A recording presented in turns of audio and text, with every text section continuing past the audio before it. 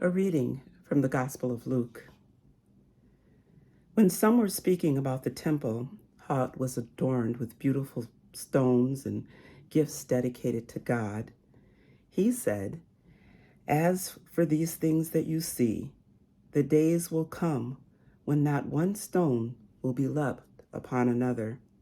All will be thrown down." They asked him, "Teacher, when will this be? And what will be the sign that this is about to take place?" And he said, "Beware that you are not led astray, for many will come in my name and say, 'I am he,' and 'The time is near.' Do not go after them. When you hear of wars and insurrections, do not be terrified, for these things must take place first, but the end will not follow immediately." Then he said to them, "Nation will rise against nation, and kingdom against kingdom. There will be great earthquakes, and in various places famines and plagues, and there will be dreadful portents and great signs from heaven."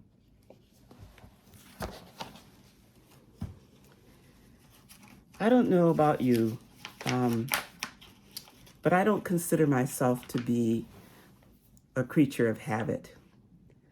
Now, that's the way I think of myself. It's probably true that I am a creature of habit, of course.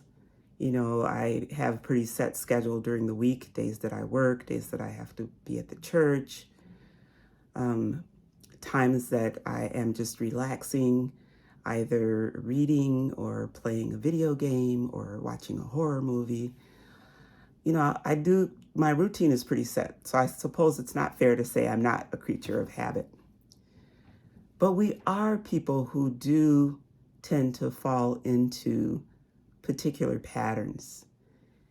And it seems in this passage that the issue of the temple and its beauty comes up.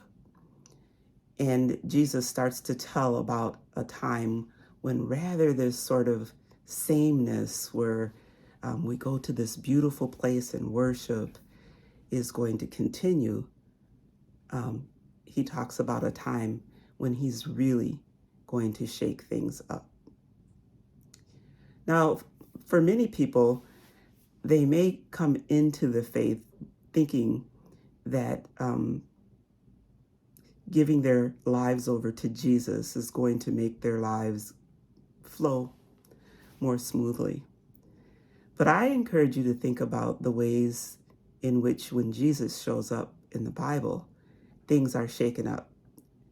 And they're not typically just going smoothly along. And so the challenge for us is to figure out in what ways does Jesus want to shake up our life, right?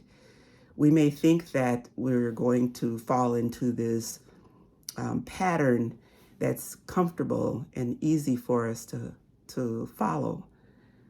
However, if we're in a space like that, we should question it, because it most surely is not Jesus who's leading us there. Jesus comes to shake things up, and he shakes things up in our lives. And I believe that he calls us to also shake things up and not accept the status quo. And so when we think about the temple and all that went on there and what it had turned into during the time of Jesus' visitation here, we want to not make the mistake of falling into too much comfort in our worship and our following of Jesus. Instead, we want to be open to finding ourselves in places that cause us discomfort. We want to be open to hearing Jesus call us to things that may cause us to grow. And of course, sometimes growth is uncomfortable for a space of time.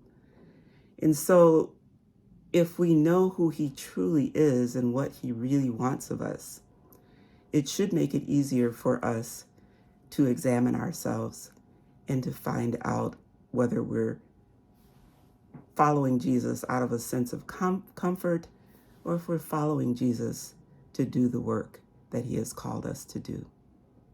Amen.